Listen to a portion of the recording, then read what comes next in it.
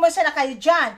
Welcome back to Mama Kwatang's channel! For today's video, I'm going to show you how to make the dulce de leche or the caramel using only just one ingredient. Are you excited?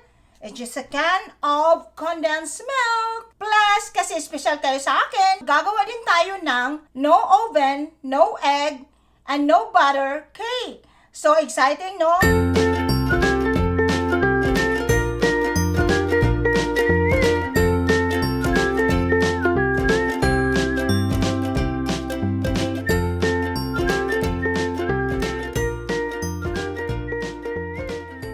Sa lahat ng mga problema na darating sa buhay natin, ay may solusyon.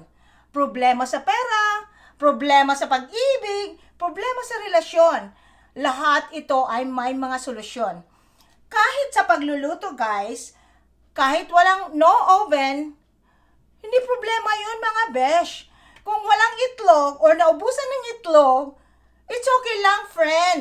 At saka pag walang butter, fine. No problem.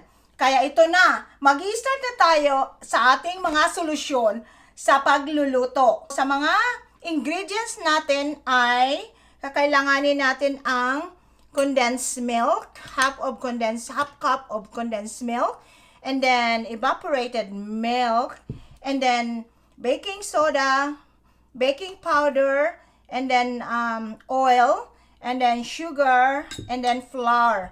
And then a half teaspoon of vanilla extract. To start with, before tayo gagawa sa no oven, no egg, no butter cake, I'll show you first kung papaano tayo gagawa ng dulce de leche or caramel in just one ingredient. Okay, come on guys, samahan nyo ako. And this is the dulce de leche, no bake, no egg, no butter. So, watch out for this guy, for this video at Mama Kwatang's channel. Bye for now.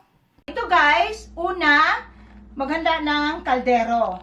At saka lalagyan ng tubig, pakulo ng tubig, pero hindi yung simmer lang. Hindi yung talagang boiling. Simmer lang talaga guys, ang tubig na kakailanganin. At saka itong condensed milk. Ito yung ilalagay natin na to for about 3 hours. And then may isa pa ako dito guys. Okay? Ang tubig guys ay kailangan na above sa condensed milk can. O yan, ayan na. Huwag takpan ang kaldero. Leave it open kasi delikado pag mag-explode yung condensed milk mo. Okay? We will cook this one for 3 hours. Simmer lang guys. Yung very lang talaga, low heat lang talaga. Ito na guys, I'm back.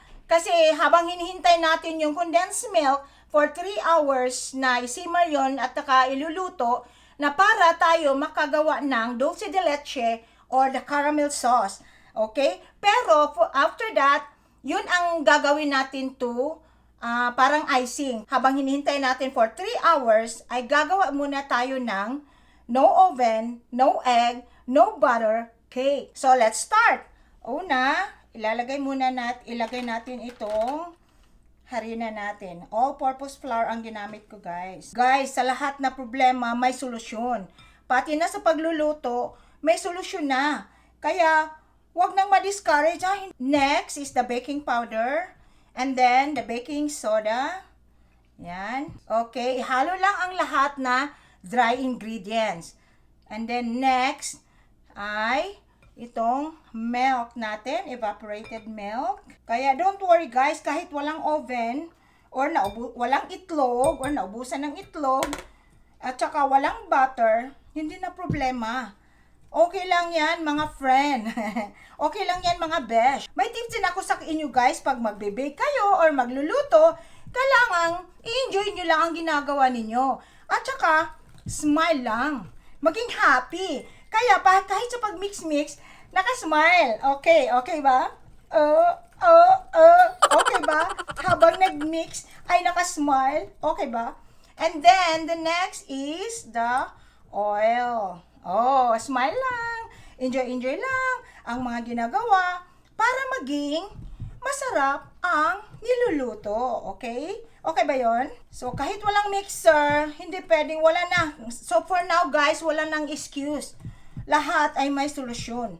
Okay? And then, the last is, the condensed milk. Mix, nga nakasmile. Enjoy lang ang ginagawa. Huwag magsimangot para maging masarap ang niluluto. Okay? Okay ba yon? And then, the last is the half teaspoon of vanilla. Minsan ma-over yung pag-ano ko dito. Okay? Yan. Smile lang. Smile. Smile. Smile. And then, of course, ilalagay na natin ito sa molder. So, yan. Easy lang, no? Easy lang talaga ito, guys. Para kayo ay talagang wala ng rason na hindi mag-bake, na hindi magluluto ng cake para sa Pasko. Okay? Ayan. So, yan. Mix-mix lang. Na nakasmile. Enjoy lang ang ginagawa. Ayan. So, remember guys, no oven, no egg, no butter. At saka, para mawala yung mga itaktak natin ang molder. Iluluto na natin ito guys. Okay? Okay guys, diba sinabi ko sa inyo no oven. So, ito, gagamit tayo ng kaldero. Instead sa oven, gagamit tayo ng kaldero. So, yan. Any kaldero o malaking kaldero na pwede ninyong gamitin dyan, okay lang yan. Lagyan nyo ng a tray or something like that para naman na hindi talaga yun directly yung molder matouch doon sa kaldero. And then, very wag lang masyadong very low lang yung heat. Hintayin natin for about 40 to 45 minutes. Okay? Tadan! Ito na guys. Luto na ang no oven, no egg, no butter cake. At saka, ginawa ko ito, niluluto ko ito for 40 to 45 minutes. Doon sa kaldero, not sa oven ha. Kasi walang no oven, no egg, no butter tayo ngayon. Okay? After 3 hours, ito na yung condensed milk natin na niluluto din sa kaldero with the tubig na walang takip. Okay? So, now, bubuksan na natin itong, paano ba ito? Okay guys, ito na.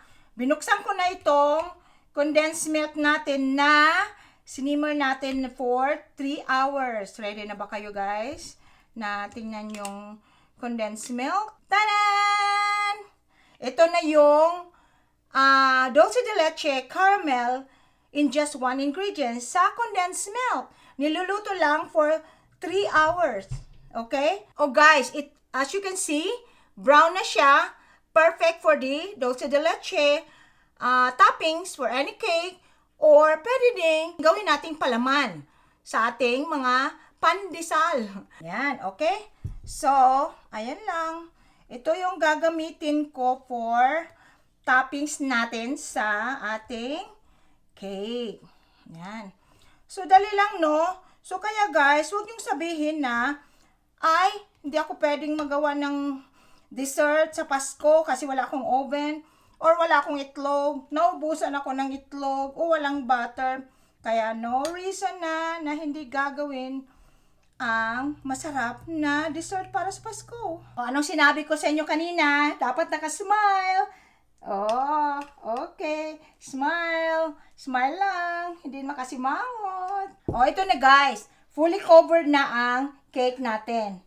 Okay? And then, kung gusto niyo yung medyo makapal, nasa inyo na. And then, kasi marami pa naman ng isang can. Take note. Sarap. Oh my God. Kaya, don't forget, palaging nakasmile. Nakasmile. Meron ako ditong pang sprinkle chocolate. Yan, chocolate for toppings. Yan. Lalagyan din natin ng puti. Mga puti-puti na kasi since Christmas, alam ko naman, hirap naman. Ito na guys, tapos na ang ating no oven, no egg, no butter, dulce de leche cake. So, now is the very exciting part kasi ang tasting time. Okay, and then tatawagin ko si Josh. Josh, ito. Tasting time. What is this? It's the dulce de leche that is made for 3 hours. Cooked for 3 hours. And then, ayan. Take note guys. Ang very fine ang cake natin. Okay? So, tasting time. Yeah.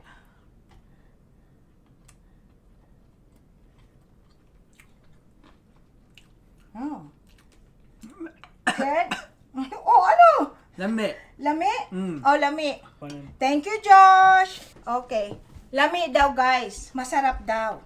Shoutout ko pala sa kay Marian and Tuto Celiana family and also for the Taan family, guys, nandyan sa Tokyo, Japan, na kung gustong mag-explore dyan sa Tokyo, Japan, just watch the vlog of Meet the Taan. Shoutout ko pala sa mga relatives ko dyan sa Tokyo, Japan, and especially to Taan family.